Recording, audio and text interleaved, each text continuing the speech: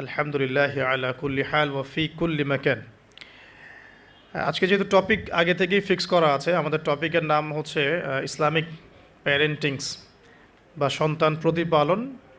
কোরআন এবং সুন্নাহ ভিত্তিকভাবে আদর্শ পরিবার গড়ার নিমিত্তে আমরা সন্তান কিভাবে প্রতিপালন করব এই বিষয় নিয়ে আমরা কিছু সংক্ষিপ্ত এবং সারগর্ভ আলোচনা উপস্থাপন করার চেষ্টা করব ইনশাআল্লাহ তাআলা।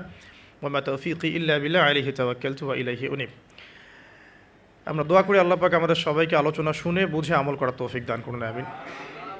প্রথম যে বিষয়টা থেকে আমি আলোচনা শুরু করতে চাই তা হলো সূরাতুত তাহরিম এর 6 নম্বর আয়াতে বলেছেন, বা'দা আউযু বিল্লাহি মিনাশ শাইতানির রাজিম, আল্লাহ পাক বলছেন, ইয়া আইয়ুহাল্লাযীনা আমানু, হে মুমিনগণ, কু আনফুসাকুম ওয়া আহলিকুম নারা, তোমরা নিজেরা জাহান্নামের আগুন থেকে বাঁচো, পরিবারবর্গকে জাহান্নামের আগুন থেকে বাঁচাও।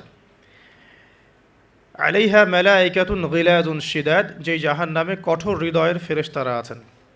লা ইয়াসুনাল্লাহা মা আমারাহুম ওয়া ইয়াফআলুনা মা ইউমারুন, যেই ফেরেশতারা আল্লাহ পাক যা আদেশ করেন তা পালনে বিন্দুমাত্র ব্যত্যয় ঘটাবে না।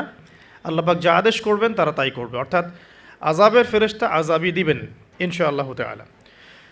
আল্লাহ পাক এখানে মুমিনদেরকে একটা গুরুত্বপূর্ণ আদেশ করছেন, নিজে জাহান্নামের আগুন থেকে আগে নিজে বাঁচো, অতঃপর পরিবারবর্গকে বাঁচাও। তো পরিবার বলতে আমরা যা বুঝি, আমাদের স্ত্রী সন্তান, পিতামাতা, আত্মীয় স্বজন সব কিছু মিলেই আমাদের পরিবার। তো যুগের এই যে আবর্তন, এখন যে যুগটাতে আমরা বসবাস করছি, এখানে আমরা দেখতে পারি যে যৌথ পরিবারগুলোর সংখ্যা ক্রমান্বয়ে কমে আসছে এবং একক পরিবার বেড়ে যাচ্ছে। এবং একক পরিবারের মধ্যে আগের মতো শান্তি, শৃঙ্খলা, স্থিতিশীলতা, হৃদ্যতা, ভালোবাসার বেশ ঘাটতি দেখা যাচ্ছে আর কি। এবং ম্যাক্সিমাম পরিবারে দেখা যায় সন্তান প্রতিপালনের ক্ষেত্রে আমরা এমন একটা প্রজন্মকে তৈরি করছি যেই প্রজন্মর হাতে কোরআন এবং সুন্নাহ নাই, এবং যেই প্রজন্ম কোরআন এবং সুন্নাহকে হাতে নিয়ে চলমান বিশ্বের সংকটগুলো মোকাবেলাও করতে পারছে না। তো এই সময়ে সবচেয়ে গুরুত্বপূর্ণ একটা টপিক হচ্ছে ইসলামিক প্যারেন্টিংস, কীভাবে আমরা সন্তান প্রতিপালন করব। আমরা এখানে প্রোটেস্ট্যান্ট ভার্সনে গতানুগতিক প্যারেন্টিংসের কথা বলছি না। প্যারেন্টিংস দু প্রকারে যাওয়ার আগে এটা জানা দরকার প্যারেন্টিংস অর্থ কী। প্যারেন্টিং অর্থ হচ্ছে সন্তান প্রতিপালন করা। তো সেকুলার কনসেপ্টে যারা আমরা বিশ্বাসী তারা বিশ্বাস করেন যে একটা সন্তান জন্ম লাভ করার পরে তার ভালো খাবার, ভালো পোশাক, ভালো বাসস্থান, ভালো স্কুল, ভালো কলেজ, ভালো বিশ্ববিদ্যালয়, ভালো জব, ভালো চাকরি, এগুলো হচ্ছে একটা সন্তান প্রতিপালনের মৌলিক বিষয়। এটা তাদের কনসেপ্ট। এখানে পরকালীন স্বার্থ খুব একটা প্রাধান্য পায় না। সন্তান ম্যাথামেটিক্সে কত পাচ্ছে এটা তাদের কাছে ইম্পর্টেন্ট, 5 ওয়াক্ত নামাজ ঠিক মতো পড়ছে কিনা এটা তার কাছে ইম্পর্টেন্ট নয়। এটা হচ্ছে একটা কনসেপ্ট অফ ভিউ। এবং এতে তাদের সংখ্যা কিন্তু কম নয়, বরং সেকুলারদের সংখ্যাই কিন্তু সমাজে বেশি। আমি গত লেকচারে বলেছিলাম যে বর্তমান ওয়ার্ল্ডে 3টা মৌলিক আদর্শ চলছে আর কি। একটা হচ্ছে এলিমিনেশন বা এলিমিনেট করা, দ্য কনসেপ্ট অফ গড বা আল্লাহর যে দর্শন। আমি আল্লাহ বলতে এখানে গড বোঝাচ্ছি না, আমি শুধু অনুবাদ করার ক্ষেত্রে এই শব্দটা প্রয়োগ করলাম। কনসেপ্ট অফ গডটাকে এলিমিনেট করা হচ্ছে সারা ওয়ার্ল্ড থেকে এখন আর কি। ওয়ার্ল্ডের মধ্যে যে দর্শনগুলো চলছে, প্রথম দর্শন যেটা ছড়িয়ে দেওয়া হচ্ছে সারা বিশ্বে, এটা হলো the elimination of concept of god, মানে আল্লাহর বা গডের যে অস্তিত্ব এটাকে এলিমিনেট করা হচ্ছে। মানুষকে দিন দিন নাস্তিকতার দিকে প্রলুব্ধ করা হচ্ছে, এটা একটা। সেকেন্ড হচ্ছে মেটেরিয়ালিজম বা বস্তুবাদিতা। আমাদেরকে বোঝানো হচ্ছে, শেখানো হচ্ছে যে আমরা এই দুনিয়ার জন্যই বাঁচব, পরকালের কথা পরে চিন্তা করা যাবে। দুনিয়ার ভোগবিলাস, চাকচিক্য, আমাদের ব্যবসা বাণিজ্য, আমাদের স্ট্যাটাস, বাড়ি গাড়ি, পলিটিক্যাল পাওয়ার, এগুলোই সব কিছু। পরকালটা পরে। পরকালকে মুখ্য ভেবে দুনিয়াকে করব এমন আদর্শ খুব একটা দেখা যাচ্ছে না। আর তৃতীয়টা হচ্ছে চ্যালেঞ্জ ছুড়ে দেয়া, মানে চ্যালেঞ্জ থ্রো করা। কার বিপক্ষে? আল্লাহর ওহির বিপক্ষে, মানে আল্লাহ পাকের যে ওহির জ্ঞান, যেটাকে আমরা রেভলিউশন বলি, এই রেভলিউশনের এগেনস্টে চ্যালেঞ্জ ছুড়ে দেওয়ার একটা দর্শন দেখা যায়। দেখবেন ইসলামের এটা কেন, ওটা কেন, এটা কেন করবো, ওটা কেন করবো না, পর্দা কেন, কেন চুরি করলে চোরে হাত কাটতে আল্লাহ পাক বললেন, কেন জেনার শাস্তির কথা বললেন, কেন মাদকদ্রব্য খেলে সমস্যা কী, গান শুনলে কী সমস্যা, চ্যালেঞ্জ ছুড়ে দেওয়া হচ্ছে ইসলামের এগেনস্টে আর কি। তো এই তিনটা ফিলোসফি খুব মানে হাইলাইটেড এখন সারা ওয়ার্ল্ডে, এবং এটা পুরো পরিকল্পনাই পশ্চিমাদের, যাতে করে ইসলামপন্থীদেরকে তাদের মৌলিক আদর্শ থেকে ফিরিয়ে নেওয়া সহজ হয়। এবং জ্ঞানতাত্ত্বিক চ্যালেঞ্জটা ছুড়ে দিলে কি হয়, তখন মুসলিমদেরকে জ্ঞান অর্জন করেই জবাব দিতে হবে। আর এখানে যেহেতু আমরা অনেকটা পিছিয়ে থাকছি, এই কারণে আমরা তাদের চ্যালেঞ্জগুলোকে খুব একটা ফেস করতে পারছি না। খুব কম বই লেখা হচ্ছে নাস্তিকদের এইসব যুক্তিতর্কের এগেনস্টে, কিন্তু খুব বেশি বই লেখা হচ্ছে না, বরং আমরা বেশি সময় নষ্ট করছি ইখতলাফি মাসআলাগুলোকে নিয়ে। ঠিক আছে, তো এই চ্যালেঞ্জিং যে আদর্শটা আছে, এটা তৃতীয় ওদের আদর্শ। তিনটা দর্শন তারা চালু করেছে। আবার বোঝাচ্ছি, একটা হচ্ছে এলিমিনেশন অফ আল্লাহ বা দ্য কনসেপ্ট অফ গড, এটা একটা হচ্ছে আপনার মেটেরিয়ালিজম বা বস্তুবাদিতা, যেখানে আমাদের মতো যে বাক্সে বাক্সে বন্দি জীবন শহরের মানুষরা অভ্যস্ত আর কি, সবাই মেটেরিয়ালিস্টিক ম্যাক্সিমামই। অনেক সময় দেখা যায় দাড়ি টুপি রেখেও আমরা আগে দুনিয়াটা ভালো বুঝি, পরকালটা পরে বুঝি। দুনিয়ার যে মোহটা, এটাকে আমাদের হৃদয়ে মননে আবদ্ধ করা হয়েছে। আরেকটা হচ্ছে চ্যালেঞ্জ করা, ইসলামকে চ্যালেঞ্জ করা, ইসলামের যে কোনো বেসিক ফান্ডামেন্টালকে চ্যালেঞ্জ ছুড়ে দেয় আর কি। তো এর মধ্যে প্যারেন্টিংসের সম্পর্কটা কোথায়? যারা সেকুলার এনভায়রনমেন্টে বড় হয়েছে বা ওই কনসেপ্টে চলে, মেটেরিয়ালিজম কনসেপ্টে চলে, তারা কিন্তু সন্তান প্রতিপালন বলতে বুঝে সন্তানের ভরণ পোষণ, খাওয়া দাওয়া, সুস্বাস্থ্য, শিক্ষা, ভালো ডিগ্রি, ভালো সার্টিফিকেট, অ্যাব্রোডে একটা জব, দ্যাটস অল। এবং এরপরে সে গ্রিন কার্ড পাবে এবং শেষ বয়সে আমাদেরকে দেখবে ইত্যাদি। তাদের কনসেপ্ট এতটুকুই। বাট ইসলামিক প্যারেন্টিংস আর এই প্যারেন্টিংস এক জিনিস নয়। ইসলামিক কনসেপ্টে প্যারেন্টিংসের সংজ্ঞা হচ্ছে এই যে, আমি আমার সন্তানের ইহকালীন কল্যাণ এবং পরকালীন মুক্তির জন্যে তার ভরণ পোষণ, তার খাবার, তার পরিচর্যা, তার মন, আত্মা, মননের যত্ন নেওয়া, তার শিক্ষা, তার চাকরি, তার বিবাহ, হ্যাঁ, তার স্ট্যাটাস ইত্যাদি আমি মেনটেন করব। মানে আমি আমার সন্তানের ইহকাল পরকাল উভয়টাকেই নিশ্চিত করতে চাচ্ছি। এটা হচ্ছে ইসলামিক প্যারেন্টিংসের মূলনীতি। তো এখানে একটা মূলনীতিগত পার্থক্য আমরা খেয়াল করছি। এখন আসেন যে এটা কিভাবে স্টার্ট করতে হবে এবং কোন জায়গা থেকে আমি চিন্তা করা শুরু করব আর কি। আপনার সন্তান হয়ে গেছে, কারো সন্তানের বয়স 5 বছর, কারো হয়তো 10 বছর, কেউ এখনও বিয়ে করেন নাই, বা কেউ কেবল পড়াশোনা করছেন। তো এক এক মানুষ এক এক স্কেলে আছে। এখন সবগুলো স্কেল থেকে কিন্তু আলোচনা করা সম্ভব না। আমি একটা জায়গা থেকে আলোচনাটা স্টার্ট করছি, মূল জায়গাটা। সেটা হলো আমাদের চিন্তাটা করতে হবে বিয়ের আগ থেকেই আর কি।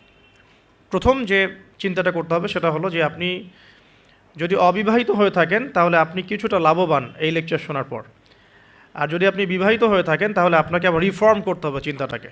যদি এই লেকচারের কোনো একটা পার্টের সাথে আপনার কিছু গ্যাপ থেকে যায়, তাহলে ওই জায়গাটা আপনাকে রিফর্ম করতে হবে, আবার আপনাকে একটু কাজ বেশি করতে হবে আপনাকে আর কি।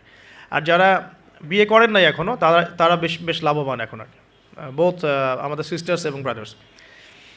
তো প্রথম জায়গাটা হচ্ছে যে, আমাদের চিন্তাটা হবে এমন, যদি আমরা অবিবাহিত হয়ে থাকি, যে আমার লাইফের একটা এইম আছে, একটা অ্যাম্বিশন আছে। সেকুলার কনসেপ্টের অ্যাম্বিশন হচ্ছে দুনিয়া, আর আমার অ্যাম্বিশন হচ্ছে আমি দুনিয়ার কল্যাণ চাই কিন্তু পরকালীন মুক্তি চাই। এই হলো আমার ইসলামিক কনসেপ্ট, যে আমি দুনিয়ার কল্যাণ অবশ্যই চাও। দুনিয়াতে আমি একটা বাসস্থান আমার দরকার, একটা জব দরকার আছে, আমার ডিগ্রি সার্টিফিকেটসের দরকার আছে, আমার ব্যবসা বাণিজ্যের দরকার আছে, কেরিয়ারের দরকার আছে। কিন্তু আমার উদ্দেশ্যটা হবে পরকালীন স্বার্থ বজায় রেখে দুনিয়ার মুসাফিরের এই জীবনটা কাটিয়ে দেয়া। এখানে সব কিছু পূরণ হবে না, সব স্বপ্ন পূরণ হবে না। আর সব স্বপ্ন পূরণ হয়ে গেলে দুনিয়াটাই জান্নাত হতো আর কি। আর দুনিয়াতে সব কিছু পাওয়া যাবে না বলেই এটা দুনিয়ার কোনো কিছু স্থায়ী নয়। এখানকার সুখও স্থায়ী নয়, এখানকার কোনো কষ্টও কিন্তু স্থায়ী নয়। যে কোনো সিচুয়েশনই পড়ি না কেন, চিন্তা করবো যে এটা স্থায়ী নয়, এটা চলে যাবে, হোক কষ্ট অথবা সুখ। আর এর এক্সাম্পল তো নবী সাল্লাল্লাহু আলাইহি ওয়াসাল্লাম দিয়েছেন ওই যে মৃত গাধার সাথে। তোমরা কি কেউ 1 দিরহামের বিনিময়ে এই গাধা ক্রয় করবে? সাহাবীরা বলেছেন যে 1 দিরহাম কেন, বিনামূল্যে দিলেও কেউ ক্রয় করবে না। তো আল্লাহ রাব্বুল আলামিনের কাছে দুনিয়ার মূল্য এতটুকুই। অন্য হাদিস এসেছে, যদি একটা মাছির দানার পরিমাণও মূল্য থাকতো দুনিয়ার আল্লাহর কাছে, আল্লাহ পাক কাফের মুশরিকদেরকে 1 ফোঁটা পানি পান করতে দিতেন না।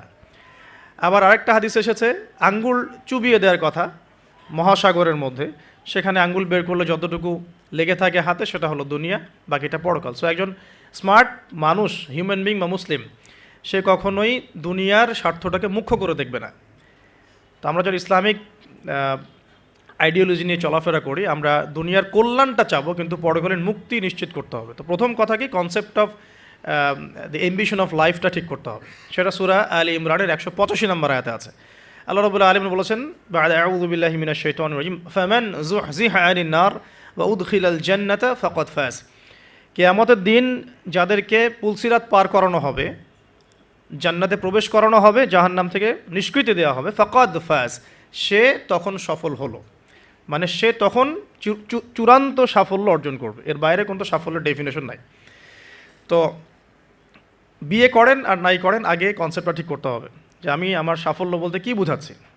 এখন যদি দেখেন যে আপনার এই ফিলোসফির সাথে বর্তমান লাইফ লিডিংয়ের পার্থক্য দেখা যাচ্ছে, তাহলে প্রথমে তওবা করে ফিরে আসতে হবে। এবং তওবা করার জন্য শুধু মুখ থেকে আস্তাগফিরুল্লাহ ওয়া আতুবু ইলাইহি পড়া যথেষ্ট নয়। খালেসভাবে, একনিষ্ঠভাবে অজু করে, সালাত আদায় করে, চোখের পানি ঝেড়ে দিয়ে আল্লাহ রাব্বুল আলামিনের কাছে রাতের অন্ধকারে বলতে হবে, আস্তাগফিরুল্লাহাল্লাযী লা ইলাহা ইল্লা হুয়াল হাইয়ুল কাইয়্যুম ওয়া আতুবু ইলাইহি। অথবা আল্লাহুম্মা আনতা রাব্বী লা ইলাহা ইল্লা আনতা খালাকতানি আনা আবদুক ওয়া আনা আলা আহদিক ওয়া ওয়া'দিকা মাস্তাতা'তু আউযু বিকা মিন শাররি মা সানা'ত আবুউ লাক বিনি'মাতিকা আলাইয়া ওয়া আবুউ বিযানবি ফাগফিরলি ফাইন্নাহু লা ইয়াগফিরুয যুনুবা ইল্লা আনতা। এখন তো প্রোটেস্ট্যান্ট ভার্সনের যুগ, এই কারণে আধ্যাত্মিকত্ব, মাআরিফত এগুলো মানুষ খুব একটা বোঝে না। এই কারণেই আলী রাদিয়াল্লাহু আনহুর একটা কথা পড়ে আসলাম, সেটা হচ্ছে তিনি বলছেন, তাকে বলা হচ্ছে শেষ জীবনে গিয়ে যে আপনার কি কোনো কষ্ট আছে জীবনে? আপনার কি জীবনে কোনো কষ্ট আছে? কারণ তার জীবনটা কিন্তু ঈর্ষণীয় জীবন। মানে অন্যান্য সাহাবীরা হয়তো ইয়াং এইজে গিয়ে ইসলাম কবুল করেছেন, ইসলামের জন্য অনেক খেদমত করেছেন, বাট আলী রাদিয়াল্লাহু আনহুর জীবনটা এমন যে তিনি একদম চাইল্ডহুড থেকে, ফ্রম দ্য ভেরি বিগিনিং, তিনি রাসূল সাল্লাল্লাহু আলাইহি ওয়াসাল্লামের একদম ডান পাশে ছিলেন। এমন কোনো ব্যাটল আপনি দেখবেন না, মানে আমি গাজওয়ার কথা বলছি, সারিয়া না, গাজওয়ার কথা বলছি, যে আলী রাদিয়াল্লাহু আনহুর পাশে নাই, এমন কোনো গাজওয়া আপনি পাচ্ছেন না। এমনকি তিনি জ্ঞানে, আমলে, আধ্যাত্মিকত্বে একজন সমৃদ্ধ মানুষ ছিলেন। তাকেও শেষ বয়সে খারেজিদের হাতে নিহত হতে হয়েছে। তো তাকে বলা হচ্ছে আপনার কি কোনো কষ্ট আছে জীবনে? আলী রাদিয়াল্লাহু আনহু বলছেন যে আমার কষ্ট একটাই, কি, যে আল্লাহ পাক আমাকে যে ইলম দিয়েছেন এবং রাসূল সাল্লাল্লাহু আলাইহি ওয়াসাল্লামের সোহবতে থেকে আমি যে মারেফত অর্জন করেছি, মানে আধ্যাত্মিকত্ব অর্জন করেছি, এটা বিতরণ করার মতো উপযুক্ত কোনো পাত্র পেলাম না। তার মানে প্রোটেস্ট্যান্ট ভার্সনে শরীয়ত আপনাকে শুধু হুকুম আহকাম দিচ্ছে না, এটা করতে হবে, এটা করতে হবে না, এর ভিতরে রিজনগুলো কি, এর ভিতরে মারফতগুলো কি, আধ্যাত্মিকত্বের বিষয়গুলো কি, সেগুলো কিন্তু সবাই বুঝবে না। এই কারণে আসলে মারফতের কথাগুলো সবার সামনে বলাও ঠিক না, হয়তো জাহেলরা সেগুলো বুঝতে পারবে না। তো আসুন, যেখান থেকে আলোচনা শুরু করেছি ওখানে ফিরে যাই, যে আমরা আমাদের লাইফের এইমটাকে ঠিক করে তওবা করে ফিরে আসবো। তওবা করে ফিরে আসলে পরে শুধু প্রোটেস্ট্যান্ট ভার্সনে মুখে মুখে আস্তাগফিরুল্লাহ পড়াটা যথেষ্ট না, মন থেকে ফিল করতে হবে এবং জীবনের যে পাপগুলো আমি করে এসেছি এগুলোকে রিকভার করতে হবে। যদি আপনি জেনা করে থাকেন, ছেড়ে দিয়ে ফিরে আসতে হবে, সারা জীবন আমল করে প্রমাণ করতে হবে যে আপনি আল্লাহ পাকের অনুগত বান্দা, শুধু মুখে বলা যথেষ্ট নয়। আপনি মাদক সেবন করে থাকেন, তওবা করে ফিরে আসতে হবে, এসে আল্লাহর কাছে প্রমাণ করতে হবে যে হ্যাঁ, আমি আল্লাহ, তুমি আমাকে চান্সটা দিয়েছো, আমি এটাকে হেলায় নষ্ট করব না, আমি নিজেকে তোমার কাছে প্রমাণ করে দেবো ইনশাল্লাহ যে আমি তোমার বান্দা। এভাবে প্রত্যেকটা পাপ, সুদ খেয়েছেন, অন্যের সম্পদ আত্মসাৎ করেছেন, হারাম টাকা থাকলে ফেরত দিতে হবে, আত্মসাৎ করে থাকলে ফেরত দিতে হবে, ঠিক আছে, অন্যের হক নষ্ট করলে সেটা ফেরত দিতে হবে। মুখলেসভাবে তাওবাতা নাসুহা মানে কি, একনিষ্ঠভাবে তওবা করা, ওই পাপ ছেড়ে দেয়া, ভবিষ্যতে সেই পাপে পুনরাবৃত্তি না করা। ইনকেস যদি হয়েও যায়, তাহলে আবার 2 রাকাত নামাজ পড়ে আবার আল্লাহকে বলা, রব্বি ইন্নী আযনাবা যামবান আখরা ফাগফিরলি, হে আল্লাহ, আমি আবার সেই গুনাহ করে ফেলেছি, আমাকে মাফ করে দাও। সো তওবাটা খুব important. Both sisters and brothers, সবাইকে বলছি যে আমরা সবাই পাপী, প্রত্যেক দিন মিনিমাম 100 বার করে তওবা করার অভ্যাস গড়ে তুলতে হবে এবং এটাকে ফিল করা। আমি বারবার বলি ইহসানের সাথে, এখনকার ইবাদত বন্দেগীর মধ্যে ইহসান নাই, সবার নাই, খুব অল্প কিছু মানুষের আছে। ইহসান হচ্ছে আনতা আবুদুল্লাহ কাআন্নাকা তারাহ, তুমি এমনভাবে আল্লাহর ইবাদত করবে যেন তুমি আল্লাহকে দেখতে পারছো। ওয়া ইল্লাম তাকুন তারাহু ফাইন্নাহু ইয়ারাক, তুমি যদি আল্লাহকে দেখতে না পাও, বিশ্বাস রাখবে, জেনে রাখবে যে আল্লাহ পাক তোমাকে দেখছেন। এই মারেফত নিয়ে সবাই ইবাদত করছে না। যদি করতোই তাহলে নামাজ পড়ে বের হয়ে আবার সুদ খেতে পারতো না। যদি মানুষ এটাই করতো তাহলে তাহাজ্জুদ পড়ে আবার সকালবেলা কি গার্লফ্রেন্ড বয়ফ্রেন্ড ডেটিং করতে যেতে পারে নাকি? তো মারেফতের ঘাটতি আছে। আর মারেফত অর্জন হয় কখন? যখন আল্লাহ নূর কলবে আসে। আল্লাহ নূর কখন কলবে আসে? যখন হৃদয়টা পরিচ্ছন্ন হয়। যে হৃদয়ের মধ্যে হিংসা, বিদ্বেষ, অহংকার, পরশ্রী কাতরতা আছে, সেখানে আল্লাহ নূর আসার কোনো প্রশ্নই ওঠে না। যেখানে আল্লাহ নূর নাই, সে আলো দেখবে কিভাবে? সে অন্ধকারের পথ চলবে কিভাবে? সে কিভাবে ঘ্রাণ পাবে? ঘ্রাণ পাওয়ার তো প্রশ্নই ওঠে না, কারণ কলবে তো নূর নাই। আল্লাহ পাক তো সবাইকে সব কিছু দিবেন না। তো এখন আসুন যে আমরা যদি তওবা করে ফিরে আসতে পারি, এখন আমি আমার লাইফটাকে গুছিয়ে নিব। লাইফটা গুছাতে গেলে আমার লাগবে এডুকেশন। এখন আমার এডুকেশন সেক্টর যেটাই হোক, আমাকে ইসলামিক এডুকেশন আবার শিখতে হবে। এর বেসিক যে সিলেবাসটা আছে এটা আমাকে কভার করতে হবে। কিভাবে করবেন এটা আপনার চ্যালেঞ্জ। এটা আপনি মাদ্রাসায় করতে পারেন, আপনি ইসলামিক ইউনিভার্সিটিসগুলোতেও পড়তে পারেন, বা আপনার যে সেকুলার ইনস্টিটিউশনে পড়ছেন সেখানে পড়েও প্রাইভেটলি যে কোনোভাবে হোক আপনাকে এটা কভার করতে হবে। এটা আপনার চ্যালেঞ্জ। এটা কিভাবে বাস্তবায়ন করবেন সেটা সিচুয়েশন ডিফার করবে, মানুষের সবার একরকম হবে না। দ্বিতীয়টা হচ্ছে আমল বাড়িয়ে দেওয়া এবং সুন্নত নফলগুলোতে শক্ত পাবন্দ হওয়া আর কি। রাসূল সাল্লাল্লাহু আলাইহি ওয়াসাল্লামের সুন্নতে শক্ত পাবন্দি নিয়ে আসা, হালাল রিজিকের সোর্স ফর্ম করা, পাশাপাশি আপনার সৎ কাজের আদেশ করা, অসৎ কাজে নিষেধ করা, দাওয়াতি কাজে সময় দেয়া, আল্লাহর রাস্তায় সময় দেওয়া, দিনকে এগিয়ে নেওয়ার জন্য ছোটো ছোটো প্রকল্প প্রজেক্ট হাতে নিয়ে ইসলামের কল্যাণে কাজ করা। তো এই প্রত্যেকটা কাজ জড়িত হয়ে আছে এখন ফ্যামিলি ডেভেলপমেন্টের সাথে, কারণ পরিবার একটা চ্যালেঞ্জ এবং আপনার পরবর্তী লেগেসি রেখে যেতে হবে, সন্তানও প্রতিপালন করতে হবে। তাহলে পরিবার এবং বিয়েটা একটা বড় ফ্যাক্ট। এখন যারা আমরা বিয়ে করি নাই বা করে ফেলেছি, তাদের এখানে একটা চ্যালেঞ্জ আছে, সেটা হলো আপনার পরিবারটাকে জান্নাতি পরিবার রূপে গড়তে হবে। এখন গড়তে হলে কি করতে হবে? ধরেন আমি ধরে নিচ্ছি আপনি বিয়ে করেন নাই। প্রথমত আপনার বিয়ের ক্ষেত্রে কোনো প্রকার ভুল করা যাবে না। বিয়ের ক্ষেত্রে আপনার কোনো রকমের ভুলের কোনো অবকাশ নাই। অবকাশ নাই বলতে বোঝাচ্ছি যে যখন আপনি বিবাহিত নন তখন আপনার কাছে বিয়েটা একটা ফ্যান্টাসি, যে বিয়ে করতে হবে, বিয়ের আলোচনা শুনলে মুখে হাসি চলে আসছে, কিন্তু বাস্তবতা কিন্তু এমন নয়। যদি আপনি এই ডিসিশন নিতে ভুল করেন, আদর্শ পরিবার গড়াটা খুব ডিফিকাল্ট হবে এবং পরবর্তী লেগেসি সন্তান প্রতিপালন ইসলামিক প্যারেন্টিংসে অনেক বেগ পেতে হবে আর কি। তো বিয়ের ক্ষেত্রে রাসূল সাল্লাল্লাহু আলাইহি ওয়াসাল্লাম যেটা বলেছেন যে তোমরা অবশ্যই দিনদারিতাকে প্রাধান্য দিবে। এখানে যদি তার সৌন্দর্য থাকে, সে দেখতে সুন্দর হয়, বংশ ভালো হয় এবং অর্থবিত্ত থাকে, এটা তো আপনার নূরুন আলা নূর, আলোর উপরে আলো। যদি এটা নাও হয় তারপরেও আপনাকে দিনদারিতা প্রাধান্য দিয়েই বিয়ে শাদী করতে হবে। এই জায়গায় কোনো রকম কম্প্রোমাইজ করতে যায় না, বা এই ব্যবসায় ভুল করলে আপনি সারা জীবন লস খাবেন আর কি। ঠিক আছে? আর যারা বিয়ে করে ফেলেছেন কিন্তু দিনদারিতার ঘাটতি আছে, তাদের জন্য সবর ছাড়া কোনো অপশন নাই। সবরের মধ্য দিয়ে ঠান্ডা মাথায় স্ত্রীকে বা স্বামীকে ওয়াজ নসিহত করতে করতে করতে, দোয়া করতে করতে আল্লাহ যদি কোনো দিন হৃদয় বা কলবকে পরিবর্তন করে দেন, ইনশাল্লাহ আপনিও আপনার পরিবারটাকে আদর্শ পরিবার করতে পারবেন ইনশাল্লাহ। আর যদি দেখেন যে নূহ আলাইহিস সালামের মতো ঘটনা ঘটেছে, সুদীর্ঘকাল চেষ্টা করার পরে কোনো ফলাফল আসছে না, তাহলে আপনি আপনার কবরের ফিকির করেন, তারা তাদের কবরের ফিকির করুক, ব্যাস ছেড়ে দেন। ওই যে লাইসা মিন আহলিক, সে তোমার পরিবারের কেউ নয়। কাকে বলা হয়েছে? নূহ আলাইহিস সালামের ছেলেকে বলা হয়েছে। নূহ আলাইহিস সালাম বলছেন যে ছেলে, আমার ছেলে আল্লাহ, সে আমার পরিবারের, তাকে কি মাফ করা যায় কি না? আল্লাহ পাক বলছেন লাইসা মিন আহলিক, সে তোমার পরিবারের কেউ না। তার নাম ছিল কেনান। এখন ধরে নিলাম যে আপনি বিয়ে করেন নাই, তাহলে আপনার সিদ্ধান্ত হবে এখান থেকে ইসলামিক প্যারেন্টিংস করার জন্য আপনাকে দিনদারিতাকে প্রাধান্য দিয়েই স্বামী বা স্ত্রী চুজ করতে হবে। এরপর বাকিগুলো দেখবেন ইনশাআল্লাহ। আমরা দোয়া করি আল্লাহ পাক সবাইকে দিনদার স্বামী এবং স্ত্রী নসিব করুন, আমিন। আর দিনদারিতা কখনোই বাহ্যিক লেবাস পোশাকে বোঝা যায় না। বাহ্যিক লেবাস পোশাকে একটা ধারণা পাওয়া যেতে পারে যে উনি দাড়ি রেখেছেন, হয়তো নামাজ পড়েন, নামাজ 5 ওয়াক্ত পড়েন, নামাজি ব্যক্তি, আশা করা যায় ভালো হবেন। তিনি হালাল খাচ্ছেন না হারাম খাচ্ছেন খোঁজ নিতে হবে, তার পরিবারের ব্যাকগ্রাউন্ডটা খোঁজ নিতে হবে, তার বাবা কেমন, তার মা কেমন, তার আপনার শাশুড়ি কেমন, আপনার শ্বশুর কেমন, খোঁজ নিতে হবে। কারণ দেখা যায় যে যে পরিবেশে বড় হয়েছে তার মধ্যে সেই প্রভাবটা থেকে যায়। এ কারণে এর ব্যতিক্রমও হতে পারে যে একটা নোংরা পরিবেশে থেকেও তো ইব্রাহিম আলাইহিস সালামের জন্ম হতে পারে, জাহেলি মক্কার মধ্যে থেকেও তো মুহাম্মদ সাল্লাল্লাহু আলাইহি সাল্লামের জন্ম হতে পারে। কিন্তু অ্যাজ ইউজুয়াল একটা কনসেপ্ট হচ্ছে যে যে পরিবেশে বড় হয় ওই বিষয়গুলো তার মধ্যে কিন্তু থেকে যায়। এটাকে কুফু বলা হয়, বিয়ের ক্ষেত্রে কুফরটা ইম্পর্টেন্ট, আপনারা খেয়াল রাখবেন যাতে করে বিয়ের ক্ষেত্রে এই ভুলগুলো না হয়, তাহলে সারা জীবন একটা বড় হ্যাসেল পোহাতে হতে পারে। আর বিয়ের পরে ঠিক করে নিব এই কনসেপ্টটাও ঠিক না।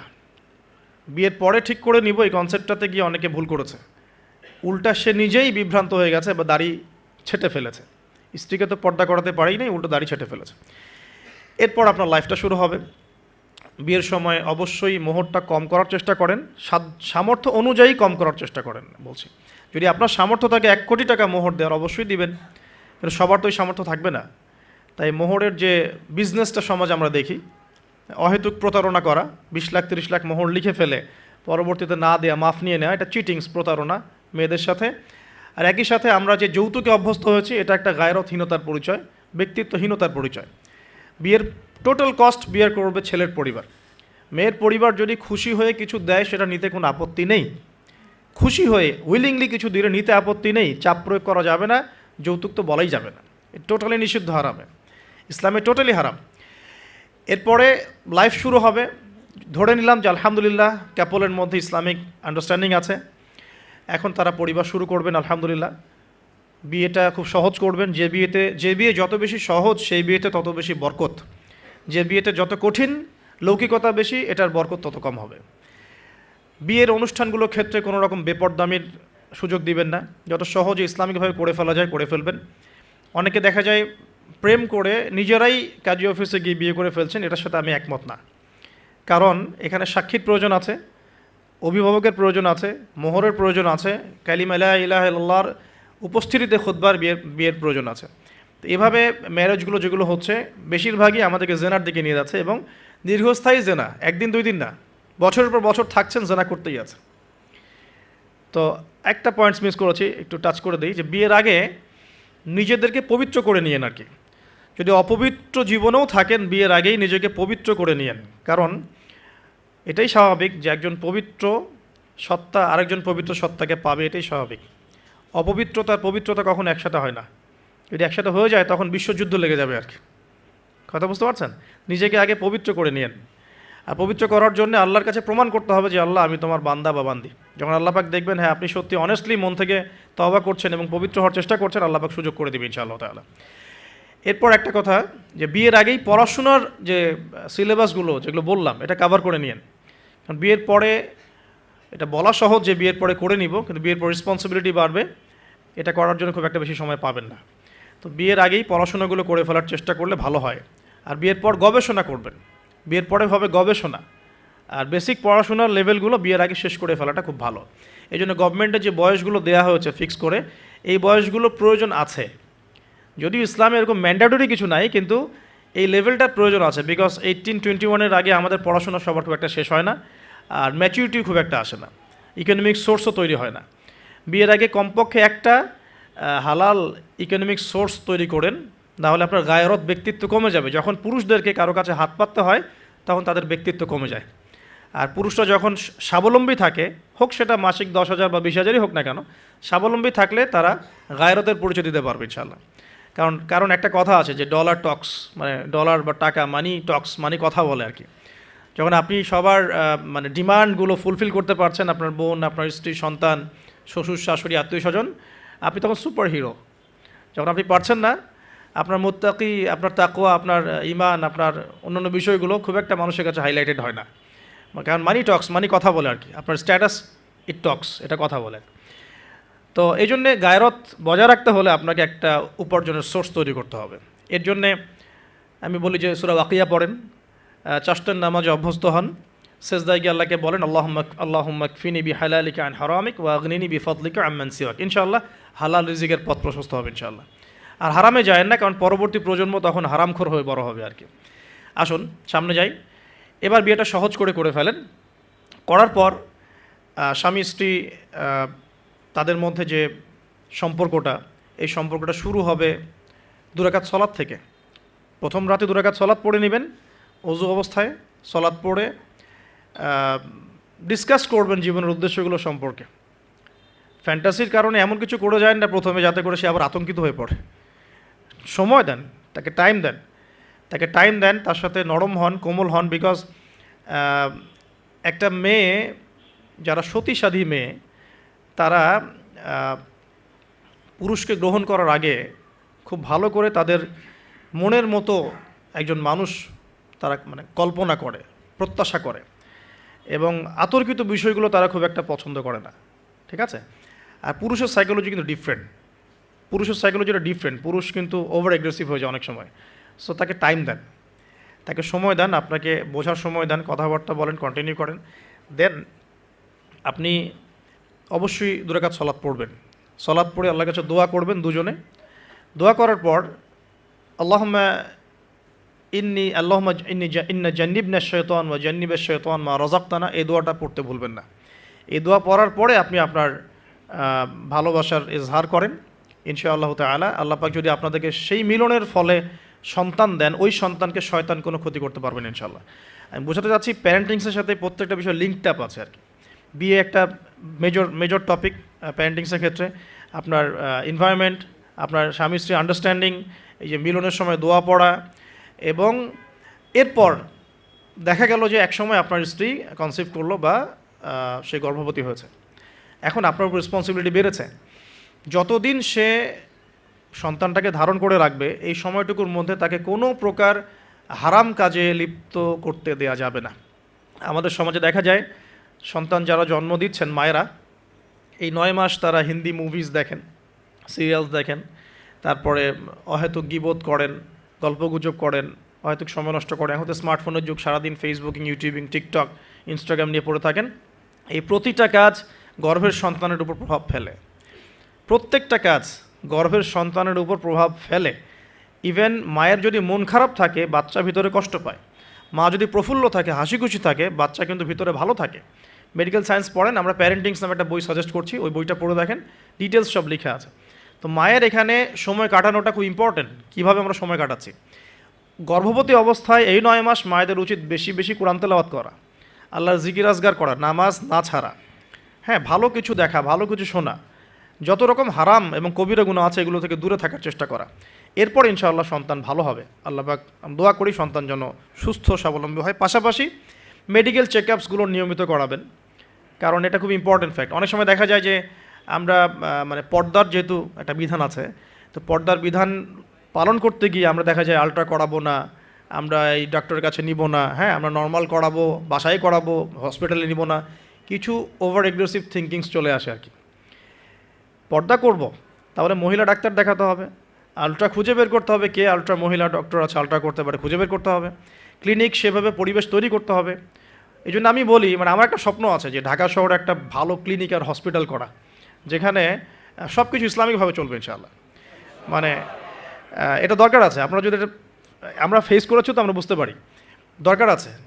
একটা হসপিটালে যান, দেখবেন পরিবেশ এনভায়রনমেন্ট ইসলামিক না। আপনার স্ত্রীর অ্যানাস্থেশিয়া করছে একজন পুরুষ ডক্টর, সিজার করবে, অ্যানাস্থেশিয়ার প্রয়োজন আছে, একটা পুরুষ ডক্টর এসে অ্যানাস্থেশিয়া পুশ করছে, তখন তো পর্দা যাচ্ছে গা, পর্দা চলে গেল। যদিও বা অনেকে ফতোয়া দিতে পারেন যে এই সব জায়গায় বা এই ধরনের ক্ষেত্রে হয়তো এটা জায়েজ হতেও পারে, অনেকে ফতোয়া টানতে পারেন, কিন্তু এখানে কিন্তু এই সুযোগটা দেওয়ার ফলে কী হয়েছে যে অনেক সময় রোগীরা হ্যারাসমেন্টের শিকারও হয়েছেন, সেক্সুয়াল হ্যারাসমেন্টের শিকারও কিন্তু হয়েছে, এটাও কিন্তু বাস্তব। তো এই জন্য ইসলামিক এনভায়রনমেন্টের দরকার আছে। খুঁজে বের করতে হবে যে ইসলামিক বোঝেন মহিলা ডক্টর কারা আছেন, অ্যানাস্থেশিয়া মহিলা কারা আছে, বা আলট্রা করতে পারে মহিলা কারা আছে, খুঁজে বের করে মেডিকেল চেক আপ নিয়মিত করতে হবে। আর নর্মাল ডেলিভারি ইসলামের বিধান ঠিকই, ইসলাম এভাবেই চলেছে, সিজার এসেছে অনেক পরে, এবং এই ব্যাপারে শেষ জামানার হাদিসও আছে, আমি একটা লেকচারে বলেছিলাম।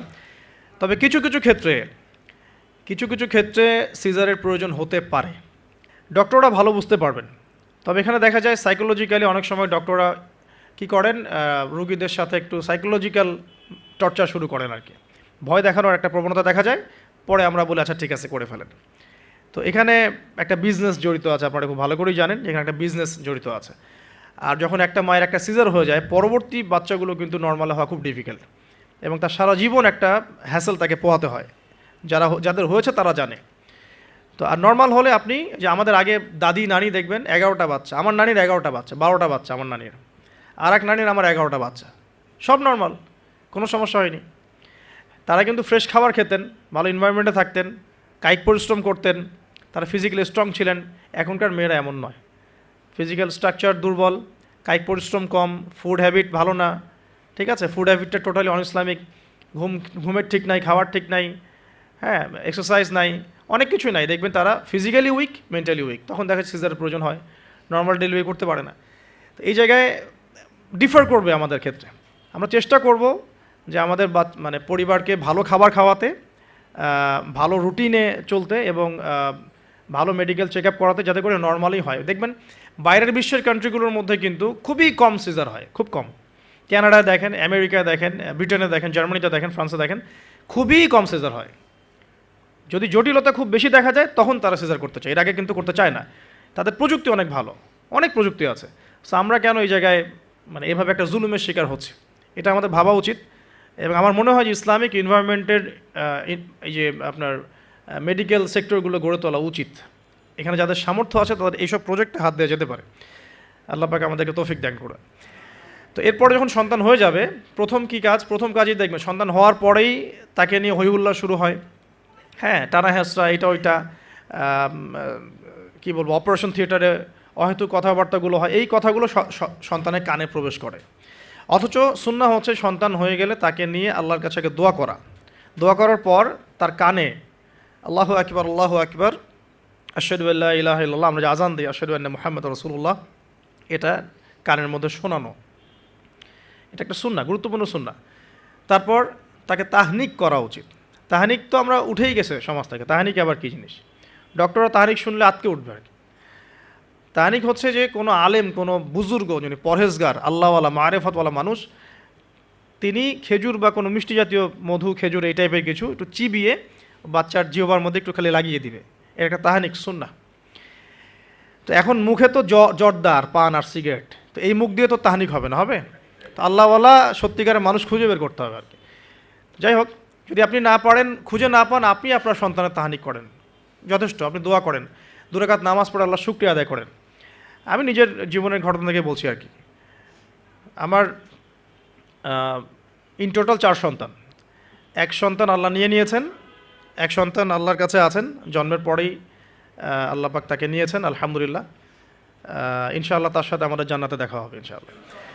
আর এখন আমার 1 মেয়ে এবং 2 ছেলে। তো প্রত্যেক ছেলে এবং মেয়ের সময় ওয়াইফকে ঢোকানো হয়েছে আমি জায়নামাজেই, যতক্ষণ পর্যন্ত বাচ্চা আমার হাতে আসে না আমি জায়নামাজেই ছিলাম। এবং আমি দেখেছি যে আল্লাহ যে আছেন, আল্লাহ যে মানুষের এত কাছে, আল্লাহ যে দোয়া কবুল করেন, শোনেন, মানে আমি হৃদয় থেকে উপলব্ধি করেছি। এই কথাগুলো তো বোঝানো যাবে না, এগুলো তো আমি কোনো দলিল বা প্রমাণ দিয়ে আপনাকে বোঝাতে পারবো না। এটা আপনি ফেস করলে না, ফিল করলে বুঝতে পারবেন। তো সেজদায় দোয়া করতে করতে চোখের পানি ফেলার সাথে সাথে দেখা যায় যে নার্স এসে বলেছে আমাকে যে আর কাঁদতে হবে না, এই যে মেয়ের কান্না শোনেন। এমন হয়েছে আমার সাথে।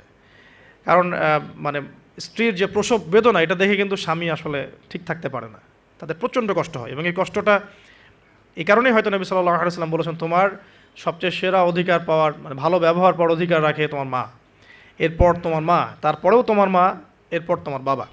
তো মায়ের এই যন্ত্রণা শুধু মায়েরাই বুঝতে পারবেন। তো আপনি যদি জান্নাত পেতে চান, মায়ের সেবা করেন, মায়ের খেদমত করেন, মাকে সন্তুষ্ট রাখেন, ইনশাল্লাহ জান্নাত পেয়ে যাবেন ইনশাআল্লাহ। আর এই যুগে কিন্তু মা বাবার সাথে দাস দাসীর মতো আচরণ করা হয় আর কি। তো খেয়াল রাখবেন এই বিষয়গুলো, মায়ের হকটা কখনো নষ্ট করেন না। আর মেয়েদের প্রতি একটাই আমার, মানে তাদের প্রতি আমার কনসেপ্ট অফ ভিউ হচ্ছে এরকম যে কঠিন হয়ে তাদের সাথে কোনো লাভ নাই। আসলে আদতে আলটিমেটলি কঠিন হয়ে কোনো লাভ নাই। 2-1 দিন হয়তো ঝগড়াঝাটি হতে পারে, মনোমালিন্য হতে পারে, কিন্তু কঠিন হয়ে তাদেরকে লাইনে আনা খুব একটা যায় না। নরম হয়ে বুঝিয়ে সুঝিয়েই, ভালো ব্যবহার, ভালোবাসা, মহব্বত দিয়েই সম্ভব ওদের মন জয় করা, আদারওয়াইজ সম্ভব না। আসুন, এরপরে আজান হবে, তাহানিক হবে, 7ম দিনে গিয়ে আপনি আকিকা করবেন। যদি করতে না পারেন 14 দিনে, যদি তাও করতে না পারেন 21, এভাবে সুযোগ আছে আকিকা করার। তবে 7ম দিন আকিকা করা সুন্নাহ। আকিকাটা কি? এটা হচ্ছে আপনার সন্তানের জানের বদলে একটা জানের উৎসর্গ। ছেলে হলে 2টো খাসি, মেয়ে হলে 1টা। কারণ কি, মেয়েদের রোগ প্রতিরোধ ক্ষমতা কিন্তু এমনিই বেশি, ছেলে বাচ্চার রোগ প্রতিরোধ ক্ষমতা কিন্তু কিছুটা কম। এখানে 2টো খাসি উৎসর্গ করা হচ্ছে আল্লাহর কাছে। এখানে মেয়েদেরকে ছোট করা হচ্ছে না। তসলিমা নাসরিন টাইপের মেয়ে থাকলে বলতে পারে যে হ্যাঁ, এটা ছোট করা হচ্ছে। তো আশা করব যে আমাদের এখানে এমন কোনো মেয়ে নাই। এখন আকিকার পর কি মাথা মুন্ডন করা। মাথা মুন্ডন মানে একটা চুল থাকে, চুলটা কষ্ট দেয়, ডক্টরাই বলেন যে এই চুলটা কিন্তু বাচ্চাদেরকে কষ্ট দেয়। এই চুলটাকে কামিয়ে ফেলা। যদি মাথায় কোনো প্রবলেম থাকে, ডক্টর বলে না এখন করার দরকার নাই, সেটা আলাদা ইস্যুস। কিন্তু নর্মালি কামিয়ে ফেলা উচিত। এবং চুলের ওজন করতে হয়, এই চুলের ওজনের সমপরিমাণ রূপা আল্লাহর পথে সদাকা করতে হয়, এটা সুন্নাহ। তো এটা করবেন। তারপরে আকিকা করলেন, আকিকা আপনি যেভাবে গোশত বন্টন করেন সেভাবেই করবেন। বাচ্চা এখন জন্ম হয়েছে, আপনাদের নতুন অধ্যায় শুরু, এই প্যারেন্টিংস আপনার এখন শুরু হচ্ছে আর কি। এখন আপনার জন্য প্যারেন্টিংস বইটা আমি সাজেস্ট করছি এবং আমি চিস্ট কিছু বলে দিচ্ছি আর কি। দেখুন, আদম আলাইহিস সালামের দুই ছেলের সম্পর্কে প্যারেন্টিংসের মধ্যে কথা এসেছে।